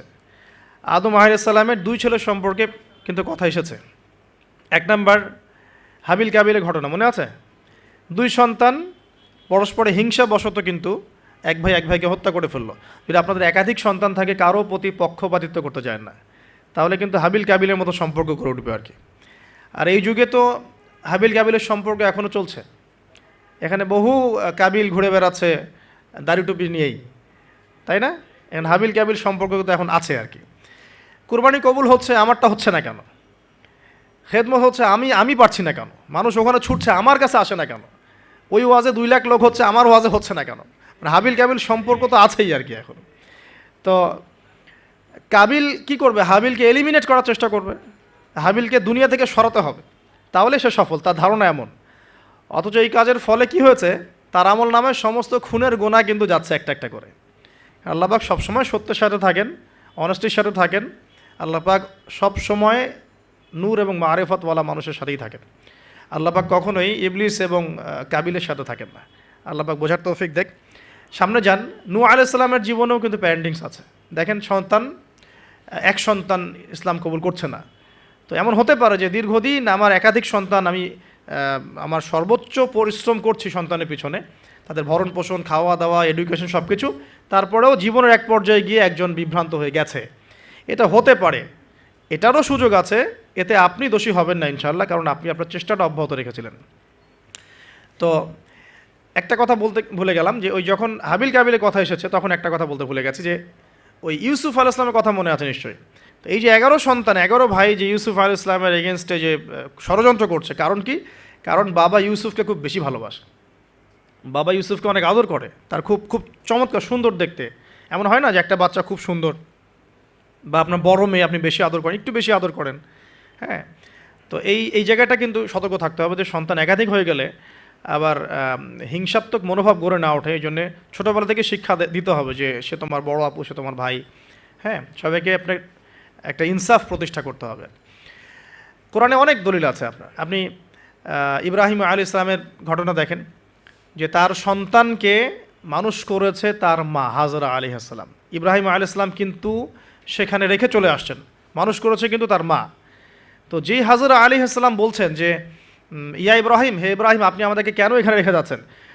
তখন ইব্রাহিম আলাইহিস সালাম বলছেন যে আল্লাহর আদেশে। তখন হাজরা আলাইহিস সালাম বলছেন যে যদি আল্লাহর আদেশে আপনি আমাদেরকে এখানে রেখে যান, জনমানব শূন্য বিরান একটা জায়গায়, তাহলে ইনশাআল্লাহ আল্লাহ আমাদেরকে ধ্বংস করবেন না। এই যে তাওয়াক্কুল আল্লাহর প্রতি, একজন তাওয়াক্কুল কারিনী মায়ের গর্ভ থেকে জন্ম নিয়েছে ইসমাইল আলাইহিস সালাম। ওই সন্তানকে যখন ইব্রাহিম আলাইহিস সালাম আরও কয়েক বছর পরে এসে বলছেন, ইন্নী আরা আফিল মানামি আন্নী আযবাহুকা, আমি স্বপ্নে দেখেছি তোমাকে জবাই করছি, ফানজুর মায়াদা তারা, তোমার রায় কি আমাকে বলো। ওই সবরকারিনী মায়ের গর্ভ থেকে জন্ম নেয়া, তাওয়াক্কুলকারিনী মায়ের গর্ভ থেকে জন্ম নেওয়া সন্তান এবার বলছে, ইয়া আবাতি, হে আমার বাবা, ইফআল মা তুমার, আপনি তাই করুন যা আপনাকে আদেশ করা হয়েছে। সাতাজিদুনি ইনশাআল্লাহু মিনাস সাবিরিন, আমাকে ইনশাআল্লাহ আপনি সবরকারী পাবেন। তো এখানে মায়ের রোলটা দেখেন, মা যেমন হবে সন্তান তেমন হতেই পারে, মা যেমন হয় সন্তান কিন্তু তেমনই হয়, স্বাভাবিক এটা। মা যদি সন্তানকে হৃদ্যতা ভালোবাসা দিয়ে বড় করে, সন্তান দেখবেন বড় হয়ে সবাইকে ভালোবাসে। মা যদি সন্তানকে কনফিডেন্স দেয় যে বাবা তুমি পারবে, জীবন অনেক কিছু করতে পারবে, তোমার মধ্যে এই প্রতিভা আছে, ইনশাল্লাহ তুমি পারবে, সন্তান বুস্ট আপ পিছন থেকে পারবে ইনশাআল্লাহ। মা যদি সন্তানকে ত্যাগ করে, দুধ পান না করায়, ফ্যামিলিস্টদের মতো দুধ পান না করিয়ে এই যে আপনার বেবি সিটারদের কাছে মানুষ করায় আর কি, হ্যাঁ, ডে কেয়ার সেন্টারে মানুষ করায়, দেখবেন সন্তান ছোটোবেলা থেকে একটা হতাশা, হীনমন্যতা, নিঃসঙ্গতায় ভোগে আর কি। এখন এলিট সোসাইটির মধ্যে এই সমস্যাটা আছে না, নিঃসঙ্গতায় ভোগে তারা। কিন্তু মা যদি সন্তানকে দেখা যায় খুব শাসন করে, বেশি প্রহার করে, সন্তান কঠোর হয়ে যাবে আর কি, মনটা কিন্তু শক্ত হয়ে যাবে। তো পিতামাতার সন্তানের প্রতি অ্যাটিটিউডটা একটা বড় ফ্যাক্ট, যে সন্তান বড় হয়ে কী হবে। হিটলারের জীবনী পড়ে দেখেন, সে বলছে আমার পিতা আমাকে খুবই মায়ের মারতো আর কি, খুবই পিটাইতো। তো বড় হয়েও শিখছে আর কি, যে পিটাইলেই কাজ হয়, যদি কিছু করতে হবে তো পিটাইলেই কাজ করতে হবে। এরপরে সে যে পিটানো শুরু করছে সবাইকে গণহারে, কিছু কিছু ক্ষেত্রে অবশ্য কাজ হয়েছেও, হ্যাঁ, আমরা মনে করি কিছু ক্ষেত্রে কাজ অবশ্য হয়েছে। তো আসলে সবসময় ওয়াজ নসিহত করে কাজ হয় না, মাঝে মাঝে মায়ের দরকার আছে। আচ্ছা, এবার আসেন সামনে। এই যে সন্তান জন্ম নিল ইসমাইল আলাইহিস সালাম হাজরা আলাইহিস সালামের গর্ভ থেকে, মা যেমন হলো সন্তান তেমন হলো কিন্তু। আর এই যে মায়ের আত্মত্যাগ দেখেন, সাফা মারওয়া সাই করা যে ঘটনা, জামজাম কূপের যে ঘটনা, এই ছেলের কুরবানির যে ঘটনা, এই ঘটনাগুলো আল্লাহর কাছে এত বেশি পছন্দ হয়েছে, দেখেন কিয়ামত পর্যন্ত হজ ওমরায় আপনি এগুলো কিন্তু করছেন, হজে করছেন। অথচ এটা কিন্তু ইব্রাহিম আলাইহিস সালামের যুগের ঘটনা, আমরা কিয়ামত পর্যন্ত এই ঘটনাগুলো ফলো করছি আর কি। আর এমন কোনো ধর্ম নাই যে ধর্মে ইব্রাহিম আলাইহিস সালামকে গালি দেওয়া হচ্ছে। জিউসরা ইব্রাহিম আলাইহিস সালামকে সম্মান করে, জানেন? খ্রিশ্চান যারা তারা ইব্রাহিম আলাইহিস সালামকে সম্মান করে, তারা কিন্তু এই পরিবারটাকে সবাই সম্মান করছে আর কি। তো এখানে একটা প্যারেন্টিংসের আপনার নসিহত আছে। পাশাপাশি আপনি সামনে যাবেন, লোকমান আলাইহিস সালামের ঘটনা পাবেন। এটা সূরা লোকমানের এখানে দেয়া আছে, ওয়ালাকাদ আতাইনা লোকমানের হিকমা আন ইশকুরু লিল্লাহ, এখান থেকে নিয়ে শুরু করে একদম আমি আয়াত নাম্বারটা বলে দিই। আয়াত নাম্বার 12 থেকে নিয়ে আপনার এই যে 19-20 পর্যন্ত এই পুরো আয়াতগুলোর মধ্যে লোকমান আলাইহিস সালামের অনেকগুলো নসিহত আছে। সন্তানকে কাছে বসিয়ে তিনি বলছেন, হে আমার সন্তান, আল্লাহর সাথে কাউকে শরিক করো না, লা তুশরিক বিল্লাহ ইন্নাশ শিরকা লাযুলমুন আযীম শেখাচ্ছেন। ওয়াসাইনা লিল ইনসানা বিওয়ালিদাইহি হুসনা, মানুষের সাথে ভালো আচরণ করো, তোমার পিতামাতার সাথে ভালো আচরণ করো। তোমার পিতামাতা যদি তোমাকে শিরিক করতে বলে তখন তাদের ফালা তুতিউহুমা, তাদের আনুগত্য করো না। আল্লাহ তিনি আরও শেখাচ্ছেন যে ছোট্ট কোনো বিষয় তুমি আল্লাহ থেকে লুকাতে পারবে না, আল্লাহ সব সামনে নিয়ে আসবেন। ইয়া বুনাইয়া আকিমিস সালাহ, সালাত কায়েম করো, ওয়া আমুর বিল মারুফ, সৎ কাজে আদেশ করো, ওয়ানহা আনিল মুনকার, অসৎ কাজে নিষেধ করো, ওয়াসবির আলা মা আসাবাক, তোমার উপরে যে বাধা বিপত্তিগুলো আসবে সেগুলোতে সবর করো। উচ্চ স্বরে চিৎকার চেঁচামেচি করো না, কারণ গাধার স্বর উচ্চ স্বর হয়, চেঁচামেচি করে। এরকম প্রায় এখানে 10টা থেকে 15টা নসিহত আপনি পাবেন। চিস্ট করে বলে দিলাম যে লুকমান আলাইহিস সালাম তার সন্তানকে যা শিক্ষা দিয়েছেন এটা প্যারেন্টিংসের জন্য যথেষ্ট আর কি। আপনি সন্তানকে শিক্ষা দিবেন শিরকের শিক্ষা, আপনি আল্লাহকে চিনতে শেখাবেন, রাসূলকে চিনতে শেখাবেন, কোরআনের সাথে সম্পর্ক করে দিবেন, হ্যাঁ, 5 ওয়াক্ত নামাজে অভ্যস্ত করবেন, পাবন্দি করবেন, ইসলামিক পরিবেশ বাসায় বজায় রাখবেন, তালিম হবে, ইসলামিক কালচার রাখবেন। যদি বাচ্চা বিনোদন পছন্দ করে ইসলামিক বিনোদন দিবেন, তাকে সময় দিবেন, তার সাথে কথা বলবেন, তার সাথে গল্প করবেন। তো এখন দেখেন কোরআনে এমন অনেক কিছুই আছে। লোকমান আলাইহিস সালামের কথাই বলেন, আপনি ইব্রাহিম আলাইহিস সালামের কথাই বলেন, আদম আলাইহিস সালাম, নূহ আলাইহিস সালাম থেকে শুরু করে প্রত্যেক নবী রসুলের জীবনেই দেখবেন আপনি প্যারেন্টিংসের একটা খোরাক পাবেন। ইভেন আমাদের নবী মুহাম্মদ সাল্লাল্লাহু আলাইহি সাল্লামের ক্ষেত্রে দেখেন। আচ্ছা, এখানে যাওয়ার আগে এখানে আসি যে এই যে ঈসা আলাইহিস সালামের মা মারিয়াম আলাইহিস সালাম, তিনি কি পবিত্র ছিলেন না? দেখেন আল্লাহ পাক এমন সন্তান দিয়েছেন, সন্তানও পবিত্র। ঈসা আলাইহিস সালাম কি আল্লাহর হুকুমে মৃতকে জীবিত করে ফেলছেন না? আল্লাহর হুকুমে মানুষের সেবা করছেন, চিকিৎসা করছেন, তাকে রূহুল কুদুস সহযোগিতা করছে না? এবং তিনি এমন একজন সত্তা যিনি আবার মসিহুদ দাজ্জালকেও হত্যা করবেন। তাকে আল্লাহ পাক কত বড় একটা মাকাম দিয়েছেন। তার মা পবিত্র ছিলেন, পবিত্র মায়ের সন্তান। দেখেন নবী সাল্লাল্লাহু আলাইহি সাল্লামের ক্ষেত্রে কী হয়েছে, তিনি মা এবং বাবার সঙ্গ খুব বেশি পাননি, কিন্তু তার আশপাশের মানুষ যারা ছিল আর কি, তার চাচা, তার দাদা, তারা সব সময় নবী সাল্লাল্লাহু আলাইহি সাল্লামকে প্রচণ্ড ভালোবাসতেন, প্রশংসা করতেন। কাবা ঘরে নিয়ে কোলে নিয়ে বসে বলতেন, আমার ছেলে একদিন, আমার এই নাতি, আমার এই ঔরস থেকে, আমার এই বংশধর ইনশাআল্লাহ একদিন নেতা হবে, তার দাদা বলতেন বারবার। দেখেন নবী সাল্লাল্লাহু আলাইহি সাল্লাম ছোটোবেলা থেকে এই শিক্ষাগুলো, এই ভালোবাসাগুলো পেয়েছেন। ছোটোবেলায় তাকে বেদুইনদের কাছে রাখা হয়েছে, মরুতে দৌড়িয়েছেন, খেলেছেন, হাড়হাড্ডি শক্ত হওয়ার জন্যে, ফিজিক্যালি স্ট্রং হওয়ার জন্যে। ভাষা শিখিয়েছেন নবী সাল্লাল্লাহু আলাইহি সাল্লামকে ছোটোবেলায়, ওই দুধমা হালিমার ওখানে তিনি ভাষা শিখছেন, আরবি ভাষা, বিশুদ্ধ ভাষা। তো ছোটোবেলা থেকে নবী সাল্লাল্লাহু আলাইহি সাল্লামকে যারা ভালোবাসতেন, খেয়াল করে দেখেন নবী সাল্লাল্লাহু আলাইহি সাল্লামও বড় হয়ে সবাইকে ভালোবাসেন, এতিমের পাশে দাঁড়ান, বিধবার পাশে দাঁড়ান, মিসকিনের খোঁজ নেন। আমি বোঝাতে চাচ্ছি যে সন্তান সেটাই শিখবে যেটা পিতা মাতা তাকে ছোটোবেলা শিখাবে। আপনি যে এনভায়রনমেন্টটা দিবেন সেই এনভায়রনমেন্টেই তার কৈশোর যৌবন করে উঠবে। সাহাবীদের জীবনী দেখেন, তাবিঈন জীবনী দেখেন, সলফে সালেহিনের জীবনী দেখেন, ইমাম বুখারী, ইমাম আবু হানিফা, শাফিঈ, আহমেদ বিন হাম্বল, ইমাম মালিক, তাদের জীবনীগুলো দেখেন। তাদের পিতা মাতার বিশাল সাপোর্ট ছিল তাদের এই জায়গায় আসার পিছনে, ঠিক আছে? তাদেরকে কখনো চিন্তা করতে হয় না এই দুনিয়া নিয়ে, দুনিয়ার পুরো বিষয়গুলো পিতা মাতাই সেট করে দিয়েছেন। তোমরা খালি দিনের জ্ঞান অর্জন করো, দিনের খেদমত করো, ফকিহ হও, মুহাদ্দিস হও, দিনকে এগিয়ে নাও। ওদেরকে টেনশন ফ্রি করে দেন, বাকি পরিশ্রম আমরা করবো ইনশাআল্লাহ, সমস্যা নেই। পরবর্তী প্রজন্মকে ইসলামের জন্য তৈরি করতে হলে আমাদেরকে পরিশ্রম করতে হবে এবং তাদেরকে একটা সিকিউর সাউন্ড মাইন্ড দিতে হবে যে তোমার কাজ এগুলোই। এটা কিভাবে এখন আসুন শুরুতে ছোটোবেলায় যে বাচ্চা হয়ে গেছে, এখন আমি শেষ করে দিচ্ছি আর 15 মিনিটের মধ্যে।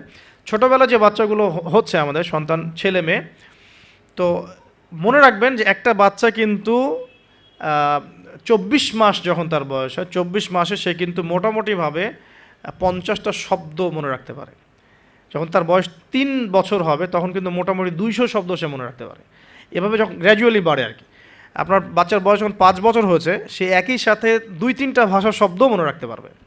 ঠিক আছে, 5 বছর বয়সে বা 6 বছর বয়সে একটা বাচ্চা কিন্তু প্রায় 1500 থেকে 2000, কোনো কোনো ক্ষেত্রে 2500 শব্দ পর্যন্ত তার মাথায় মেমোরাইজ করতে পারে ছোটোবেলায়। এখন আমরা ওই সময়টাতে কী করছি, আমরা ওই সময় বাচ্চা কাচ্চাগুলোকে শেখাই হাট্টিমা টিম শেখাই, ওই যে মাঠে পারে ডিম শেখায়, Jack and Jill, went up the hill, এগুলো শেখাই, হামটি টামটি স্যাটার্ন ওয়াল, এগুলো শেখাই।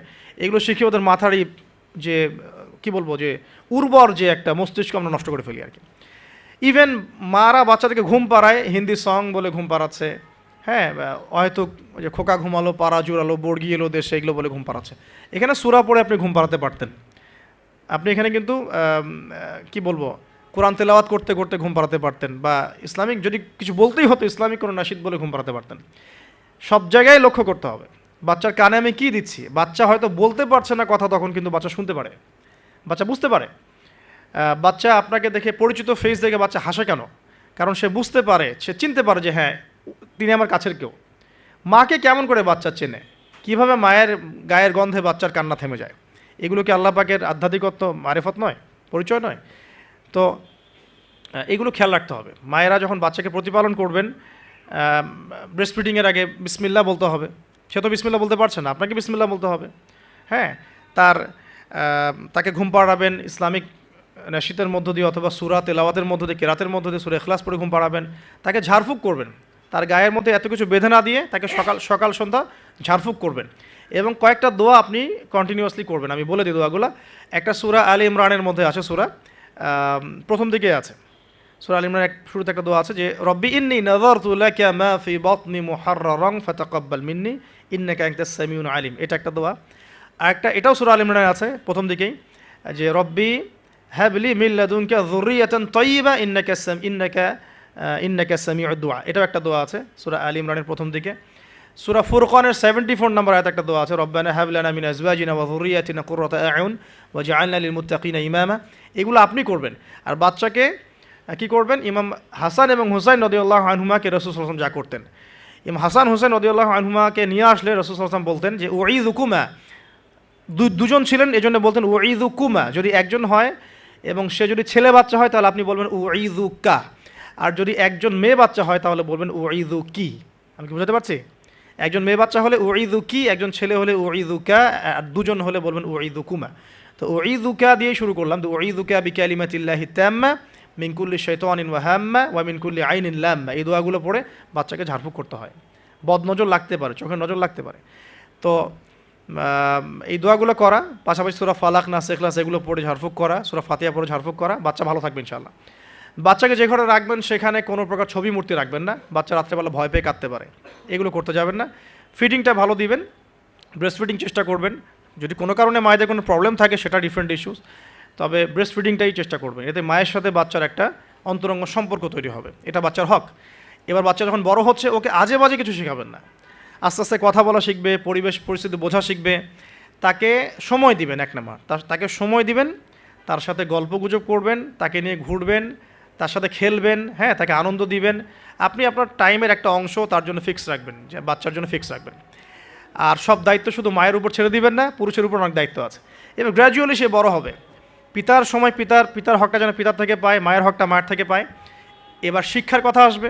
ওকে এমন জায়গায় পড়াবেন না যেখানে পড়ালে তার কচি আত্মাটা নষ্ট হয়ে যায়। ফার্স্ট অফ অল পরিবারের পরিবেশ ঠিক করলাম, এখন ওকে যদি বাইরে পাঠাচ্ছি, আমি বাইরে এখন কোথায় পাঠাচ্ছি, আমি তাকে বাইরে যদি এমন জায়গায় পাঠাই যেখানে গেলে তার কচি আত্মাটা নষ্ট হয়ে যাবে, সে সেক্সুয়াল হ্যারাসমেন্টের শিকার হবে, সে ফ্রি মিক্সিং শিখবে, সে হামটি ডামটি এসব শিখবে, অন ইসলামিক কালচারে অভ্যস্ত হবে। হ্যাঁ, এমন হয়ে যাবে আমার বাচ্চা লাইলাতুল কদর চিনে না, 31st নাইট চিনে, তাহলে তো সমস্যা। তাহলে ওকে আমাকে পড়াশোনার ক্ষেত্রে এমন এনভায়রনমেন্ট দিতে হবে যে এনভায়রনমেন্টটাতে সে দুনিয়ার জ্ঞানগুলো অর্জন করতে পারে, পাশাপাশি পরকালীন জ্ঞান অর্জন করতে পারে। আল্লাহকে চেনে, রাসূলকে চেনে, কোরআনকে চেনে, হাদিস সুন্নাহ এগুলো যেন চেনে এবং জানে। এই জন্য ইনস্টিটিউশন কোথায়, প্রশ্ন হচ্ছে এটা এখন। যদি থাকে আলহামদুলিল্লাহ খুব ভালো, যদি না থাকে আমাদের পরবর্তী প্রজন্মকে বাঁচানোর স্বার্থে হলেও আমাদেরকে এরকম প্রতিষ্ঠান গড়ে তুলতে হবে। কারণ যেগুলো আছে সেগুলোকে আপনি চেঞ্জ করতে পারছেন না। যদি মাদ্রাসা দিয়ে দেন, ম্যাক্সিমাম মাদ্রাসা একমুখী শিক্ষা দিয়ে দিচ্ছে, কম্বাইন্ড এডুকেশন এখানে খুব একটা পাওয়া যাচ্ছে না। যেটা পাওয়া যায় সেটা প্রয়োজনের তুলনায় নিতান্তই কম, যারা ওয়ার্ল্ড ডিল করেন তারা বুঝতে পারবেন। আবার সেকুলার জায়গায় দিয়ে দিলে কী হবে, সে তো ইসলাম থেকে টোটালি ডিটাচড হয়ে গেল আর কি। তো প্রতিষ্ঠানের রিফর্ম করতে হবে অথবা নতুন করে গড়ে তোলার চেষ্টা করতে হবে, বা সিলেবাসে পরিবর্তন আনার চেষ্টা করতে হবে। এরপর যখন সে কৈশোরে যাবে, দেখবেন শৈশবের বীজটা ভালো ছিল, কৈশোরে ইনশাল্লাহ আপনার বাচ্চা টিকটক প্রজন্মের মতো হবে না ইনশাল্লাহ, কিশোর গ্যাংয়ে যোগ দিবে না ইনশাল্লাহ, ওই যে 8, 9, 10-এ পরে সিগারেট খাবে না ইনশাল্লাহ। 8, 9, 10-এর মেয়েরা তো অনেকে জেনা করে সতীত্ব নষ্ট করে ফেলছে না এখন, এরকম হবে না ইনশাল্লাহ। একটা পয়েন্ট বলতে ভুলে গেছে, মেয়ে বাচ্চা যদি হয়ে যায় শুরু থেকেই পর্দা শেখাতে হবে। বড় হয়ে পর্দা করবে এই কনসেপ্টে যায় না, ফ্রম ভেরি বিগিনিং তাকে পর্দা শেখাতে হবে এবং তার ব্যাপারে খুব বেশি সতর্ক থাকতে হবে। কারণ কাছের মানুষদেরকে দিয়েই মেয়েরা কিন্তু এখন সেক্সুয়াল হ্যারাসমেন্টের শিকার হচ্ছে, চাচার দ্বারা হচ্ছে, কাজিনের দ্বারা হচ্ছে, মামা দুলা ভাই ইত্যাদির দ্বারা হচ্ছে। সো এগুলো বাসার মধ্যে অ্যালাউ করবেন না। আমি তো বলি যে মেয়ে বাচ্চাকে কার কোলে তুলে দিচ্ছেন সেটা তো সতর্ক থাকতে হবে আপনি, কার কোলে বাচ্চাকে তুলে দিচ্ছেন। কারণ ম্যাক্সিমাম মানুষই তো পর্নোগ্রাফিতে আসক্ত না এখন, ওর কাছে তো বাচ্চা কিছুই না, বাচ্চা মানে ওর কাছে একটা বস্তু, ও তো বাচ্চাকে পেলে ওটা পুরো রেখে দিবে একেবারে, এটা হচ্ছে না অ্যাভেলেবল এখন। সো বাচ্চা মেয়েদের ক্ষেত্রে আরও বেশি সতর্ক থাকতে হবে। প্রয়োজনে মহিলাদের স্বতন্ত্র মাদ্রাসা গড়ে তুলে সেখানে আপনার মেয়েকে পড়াশোনা করান এবং আপনার স্ত্রীকে সেই মাদ্রাসায় দায়িত্ব দেন, আপনার স্ত্রীকে সেখানে কাজে ইনভলভ করেন যেন সে মনিটর করতে পারে। আর সিসি ক্যামেরার কোনো বিকল্প নাই, রাখতেই হবে এখন এই যুগ চলছে আর কি, সিসি ক্যামেরার কোনো বিকল্প নাই, রাখতে হচ্ছে।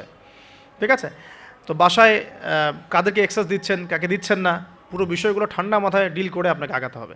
মেয়ে বাচ্চার ক্ষেত্রে অতিরিক্ত সতর্কতার কথা আমি বলছি আর কি। আর ছেলে বাচ্চার ক্ষেত্রে সতর্ক থাকবো কেন, বাইরের পরিবেশ তো আর আমার বাড়ির মতো না। বাইরের পরিবেশে গিয়ে যখন দেখবে যে মিথ্যা বলে কিছু আছে, প্রতারণা বলে কিছু আছে, ওকে কেউ ধমক দিচ্ছে, কেউ তাকে সেক্সুয়ালি টাচ করছে, ব্যাড টাচ গুড টাচ, ও বোঝার ক্ষমতা কিন্তু ওরা আছে কোনটা ব্যাড টাচ কোনটা গুড টাচ। এখন ও তো ভিতর থেকে ডিস্ট্রয়েড হয়ে যাবে, তখন কি হবে, এখানে সলিউশনটা কী হতে পারে, আপনাকে অ্যাজ এ ফ্রেন্ড জগৎটা তাকে বুঝাতে হবে যে বাবা মা আসলে জগতে ভালো মানুষও আছে, পচা মানুষও কিন্তু আছে। ভালো কাজ যেমন আমরা যেমন নামাজ পড়ি, আমরা যেমন এইগুলো ভালো কাজ করি, পচা কাজও মানুষ করে, মানুষ কিন্তু এই করে। বাচ্চা কিন্তু প্রশ্ন করবে, বাবা এটা কেন, ওটা কেন, আব্বু এটা কেন, ওইটা কেন, সব প্রশ্নের উত্তর আপনাকে দিতে হবে। সব প্রশ্নের উত্তর দেওয়ার মতো আপনার ধৈর্য থাকতে হবে। কারণ আপনার ডিউটিটা কিন্তু বাইরে শেষ না, জব সেক্টরে ডিউটি শেষ না, বাসায় ঢুকবেন ডিউটি শুরু হবে, বাসায় ঢোকার পর ডিউটি শুরু হবে। মেয়ে প্রশ্ন করবে, মেয়েকে নিয়ে ঘুরবেন, কথা বলবেন, তাকে জগৎ চিনাবেন। হ্যাঁ, আমার মেয়ে আমাকে বলছিল যে বাবা আমরা যে এরকম করে কাপড় পরি, ওই মেয়েগুলো যে কাপড় পরে নাই, কী অ্যান্সার দিব আমি? তো বললাম যে আম্মু আসলে তাদের বাবা মা মনে হয় তাদেরকে এভাবে শিখায় নাই, আমরা যেমন তোমাদেরকে শিখাইছি তাদের বাবা মা শিখায় নাই। ও মসজিদে যেতে খুব পছন্দ করে, তো মসজিদে যখনই যাই নিয়ে যান, আপনারাও নিয়ে যাবেন। আর আমাদের সমাজে তো মসজিদে নিয়ে গেলে ধমক দেয়, হ্যাঁ ডিস্টার্ব হয়। আর টার্কির মতো জায়গায় দেখবেন, টার্কিতে মসজিদে ঢুকলে চকলেট দেয়, গিফট দেয়। নববীতেও এখন নবী হারামেও ছেলেমেয়েরা দৌড়াদৌড়ি করে খেলে বেড়ায়, মানুষ নামাজ পড়ছে, কোনো সমস্যা নেই। নামাজ আমার এতই দুর্বল যে একটা বাচ্চার দৌড়াদৌড়িতে আমার নামাজ ছুটে যাবে, আশ্চর্য কথা। হাসান হোসেন রাদিয়াল্লাহু আনহু মসজিদে দৌড়াতেন, খেলতেন, রাসূল সাল্লাল্লাহু আলাইহি ওয়াসাল্লাম খুতবা থামিয়ে দিয়ে তাদেরকে কোলে নিয়ে এসে আবার খুতবা দিয়েছেন। সেজদা করতেন তিনি, পিঠের মধ্যে ইমাম হাসান ইমাম হোসেন রাদিয়াল্লাহু আনহুম তারা উঠতেন, উঠে বসতেন, তিনি সেজদা লম্বা করতেন যাতে তাদের ডিস্টার্ব না হয় খেলাধুলা। তা আজান হয়ে গেছে, আমি গুটিয়ে নিচ্ছি যে প্রিয় ভাইরা, বাসার এনভায়রনমেন্টটা ঠিক করতে হবে, পাশাপাশি বাইরে যখন আমি পড়াবো আমাকে পড়ার উপযুক্ত এনভায়রনমেন্ট দিতে হবে। জগতের যে মানে অপারগতা অসারতাগুলো আছে, মিথ্যা, প্রতারণা, হাবিজাবি, বেপরদামি, এগুলো ওদের সাথে ডিসকাস করে অ্যাজ এ ফ্রেন্ড আপনাকে এগুলোর উত্তর দিতে হবে। তারপরে সে কৈশোরে গেলে ইনশাল্লাহ বিভ্রান্ত হবে না। তাকে ফিজিক্যালি শেষ করে দিয়ে আর 2 মিনিট তাকে ফিজিক্যালি স্ট্রং করার চেষ্টা করবেন। তার খাবার যেন মানে নিউট্রিয়াস খাবার সে পায় সেটা ইনশিওর করবেন। তার বাসায় যেন এডিকশনে না পড়ে, স্মার্টফোন, ল্যাপটপস, এই যে এইগুলো কার্টুনস, এগুলো এডিকশনে না পড়ে খেয়াল রাখবেন। ইসলামিক এনভায়রনমেন্ট তৈরি করেন, প্রয়োজনে ইসলামিক কার্টুনস দেখান, হ্যাঁ ইসলামিক কালচারে বড় করেন। পিতামাতার মধ্যে সম্পর্কটা যেন বৃদ্ধতার ভালোবাসার থাকে, এটা খেয়াল রাখেন। কারণ এগুলো বাচ্চা ফলো করবে যে আপনি কীভাবে আপনি ওয়াইফের সাথে কথা বলেন, কীভাবে আপনি ডিল করেন। নামাজে গেলে বাচ্চাকে নিয়ে যান, ইসলামিক কনফারেন্সগুলোতে বাচ্চাকে নিয়ে আসবেন, মানে প্রতিটা ক্ষেত্রে ওকে ইনভলভ করতে হবে আর কি। এভাবে আস্তে আস্তে যখন সে দেখবেন টিনেজে চলে গেছে, তখন সে ভালো মন্দ নিজেই বোঝা শিখবে। এরপর ইনশাআল্লাহ তাআলা দেখবেন ওই বাচ্চা ছোটোবেলায় দেখবেন তার হিপস কমপ্লিট হয়ে গেছে মাশাআল্লাহ, ভালো ইনস্টিটিউশনে পড়েছে, সে হাদিসের ইবারত পড়তে পারে, হাদিস বোঝে, বাংলা ইংরেজি অঙ্ক সায়েন্স সবই বোঝে, সে কিন্তু ডিনামাইট হবে ইনশাআল্লাহ। তারপর তাকে লাইফের অ্যাম্বিশন শেখাতে হবে। তোমার লাইফের রিজিকের টেনশন তোমাকে করতে হবে না। তুমি তোমাকে আল্লাহ সৃষ্টি করেছেন আল্লাহর দাসত্ব করার জন্য, আল্লাহর জমিনে তার দিন প্রতিষ্ঠার জন্য। তোমার কাজ এখন আল্লাহর জমিন আল্লাহর দিনকে প্রচার প্রতিষ্ঠা করা। বাকি বিষয় আমরা দেখবো ইনশাআল্লাহ। এভাবে কি পিছন থেকে সাপোর্ট দেন ইনশাআল্লাহ তাআলা, দেখবেন সে এই উম্মার নেতৃত্ব দানকারী যোগ্য নেতা এবং ইমাম হিসেবেই বড় হয়ে উঠবে ইনশাআল্লাহ তাআলা। আমরা দোয়া করি, রব্বানা হাব লানা মিন আজওয়াজিনা ওয়া যুররিয়াতিনা কুররাতা আ'ইউন ওয়াজআলনা লিল মুত্তাকিনা ইমামা। আমরা সলাতের জন্য দাঁড়িয়ে যাই, আর সলাতের পরে যদি সময় পাওয়া যায় কিছু প্রশ্ন উত্তর দেওয়া যাবে ইনশাআল্লাহ তাআলা। আকুল কওলি হাযা আস্তাগফিরুল্লাহি ওয়া লাকুম ওয়া লিসাইরিল মুসলিমিন। বারাকাল্লাহু লানা ওয়া লাকুম।